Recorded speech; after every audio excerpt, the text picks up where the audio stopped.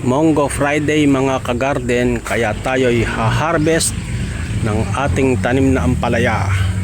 Napakasarap po ng pakiramdam na kapag tayo magluluto, pupunta lang tayo sa ating garden at kukuha tayo ng ating sariling gulay.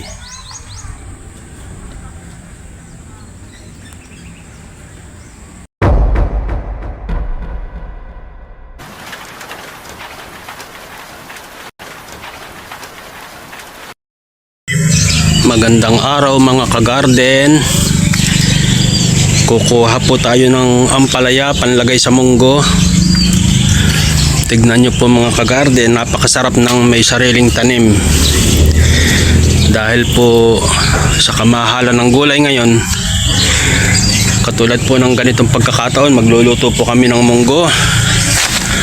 Araw po ng Biyernes, mamimili po tayo ng kukuhanin.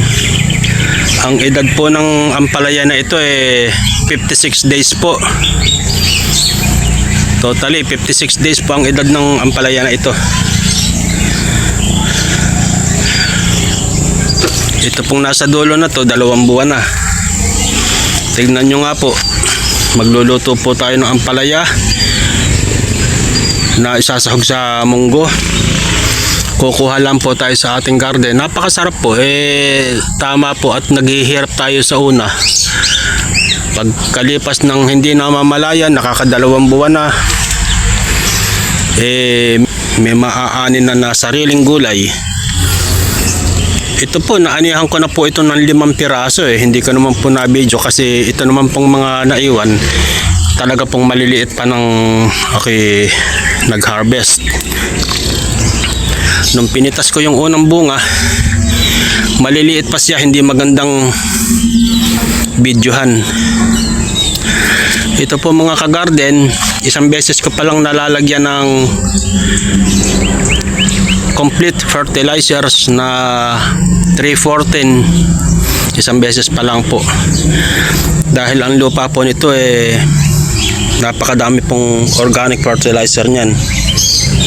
Lahat po ng nawawalis ko na dumi ng manok sa ilalim ng kulungan, diyan ko po inilalagay sa bandang puno niya. Ibinabaon ko po sa lupa malalim-lalim at malayo-layo, para po pagkatapos ng ilang buwan tumataba po yung lupa, at ang lupa naman ang magpapataba sa ating mga tanim na gulay o anumang ating itatanim. Ganun po kasi ang organic fertilizer. Papatabain muna niya ang lupa.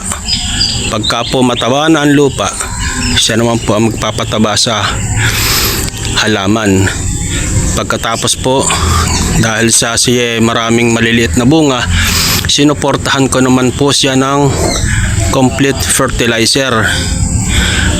Kaya po itong mga maliliit na ito, pagka po na-harvest ko na yung ilang piraso na malalaki, yan naman po ang mabilis na lalaki. 1 linggo lang po yan po pwede na uling kuhanin. Yan lang po, libangan na po natin, exercise pa, nakakalibre pa ng sariwang gulay. Katulad po nito, pati dahon po kukuhanin ko dahil ipansasahog po sa munggo. Napakarami po ng magagandang dahon. Yan lang po ang ating benepisyo sa ating paghihirap. Yan ang ating konsuelo sa ating paggagarden, na atin ang libangan, ating hilig, at nakakalibre tayo sa ating sariling gulay na ating itinanim. Ito nga po, may mga patola pa, hindi ko na nga po binibidyo yung mga naaani kong patola.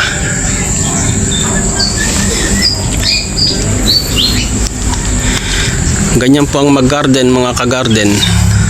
Talagang mahirap sa una, sa bandang huli masarap. Hindi ko po ini-sprayan ito ng lason mga kagarden. Ito lang po mga bulak na ito, nilalagyan ko po yan ng puro na insecticide. Kaya po kahit nga po ako dito, nandito ako sa loob, naaamoy ko po talaga pong hindi maaamoy ng mga insekto ang aroma ng bulaklak ng mga gulay, ang maaamoy po niya yung amoy na matinding amoy ng ipinahid ko o ibinasa ko na brodan lang naman nilalagay ko. Binasa ko po siya, ang tapang po ng amoy puro, hindi po siya hinaluan ng tubig.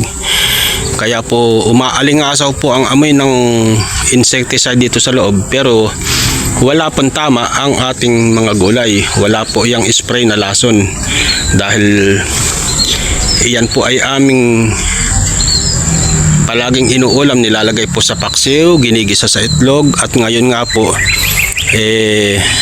sa munggo. Okay po mga kagarden, aanihin ko na po ang ilang piraso na po pwede na at mangunguha ko ng dahon panglagay po sa munggo, sapagkat ngayon po Munggo Friday. Salamat po mga kagarden, God bless po sa ating lahat.